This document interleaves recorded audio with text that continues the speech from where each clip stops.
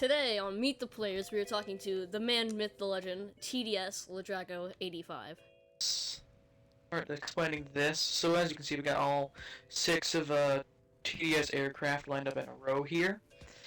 I'll be going over each one of these. We have, of course, our XF-1.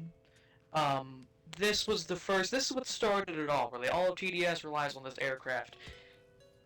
Sadly, I would like to be able to complement it, but all it has is speed.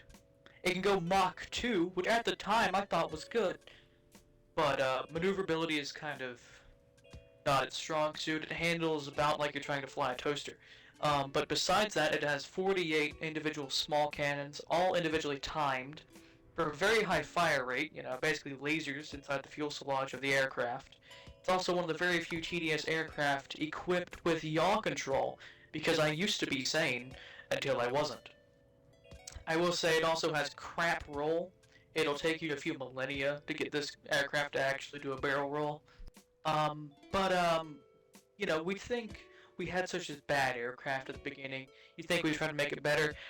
We tried and we failed. So we went on to the XF2, right? Extended out the length of the fuselage. A little bit of a shorter wingspan. I wanted it to be able to pitch better and hopefully better roll. But the fuselage on these ended up being too thin, so I could no longer use my normal guns. So I had to mount them on the wings. They're individually timed to where one wing would fire and then the other wing would fire.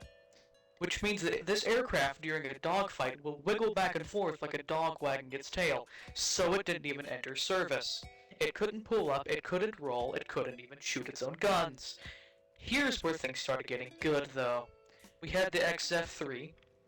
At the time, it began its life as a normal aircraft, simply powered by nothing but Dragon jets and a few mini-thrusters here and there. No forms of thrust vectoring, it was just, at the time, a normal jet. Well, the XF-3 had some issues, tried to fix it. It ended up turning into the first ever TDS VTOL. That was kind of fun, we don't even have that anymore, deleted it. Instead, turned the VTOL mechanism into a form of thrust vectoring, made it a little bit more maneuverable, as you do. Then we gave it yaw control, still wasn't fast enough. That's whenever we kinda went down the dark path of UFO engines. Now you see, this is whenever I actually discovered the zero-G glitch using my UFO engines. By mounting them in the center of an aircraft, and having them on a horizontal plane, it allows me to engage a zero-G effect once I'm above a certain speed. So this is where TDS kind of went downhill when it comes to the eyes of a normal Trailmakers player. Now for us, we tend to love these things now. So the XF-3, was a great aircraft, but it still wasn't good enough. So that's what created the XF-4. The XF-4 is just an XF-3 chassis, but highly modified. It has, more thrust vectoring, because more is always better in TDS.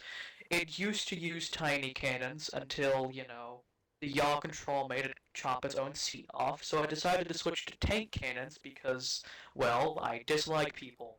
I also ended up putting a helicopter engine in the back of this because I'm not the kindest. Now, the helicopter engine did kind of make me feel bad, but oh well, it got so much worse. We moved on to the XF-5, which stock was equipped with 16 piston-boosted tank cannons, and FO engines plus zero-G.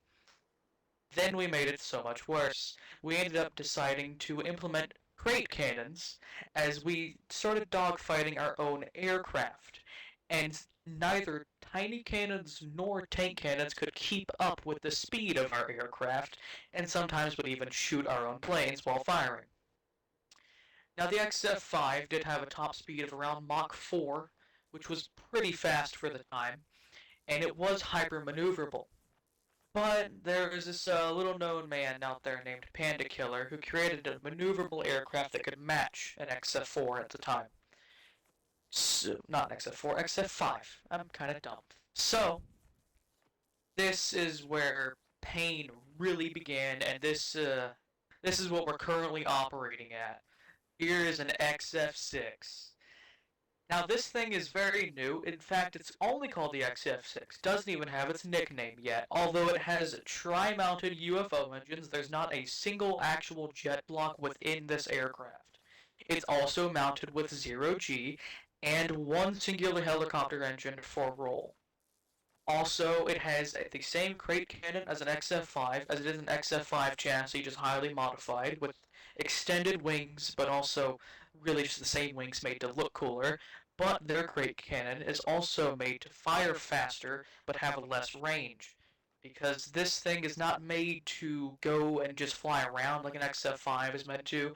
It's actually meant to be flown and used competitively to stay always behind an opponent, so you're not going to ever have distance. So we decided to go for fire rate over distance with the final generation. Now, if this is the last generation we've made so far, we're still currently working on the progress of an XF7. We have a few concepts for it, but nothing really that can outmaneuver an XF6, so nothing has been put into service. We have some very experimental concepts that will be debuting in the future, but for now, this is really our top of the line that we have. I mean, man, this, I think I can't really add anything to this. This is great. Thank you for coming on. Anything you want to tell new people joining Trailmakers? Always try to be the best at anything you like and kill anyone who stands in your way. In game, of course, in game. don't take that advice TDS, literally. Cotton 4K. Don't do that. don't take that advice literally though. I do not support murder at all. Yeah. Well, yeah. Oh. So anyway, Oh. I'll be back in the future with more to show. We'll see where things go from here. Alright. I'll see you later, man. Alright, see ya. Bye.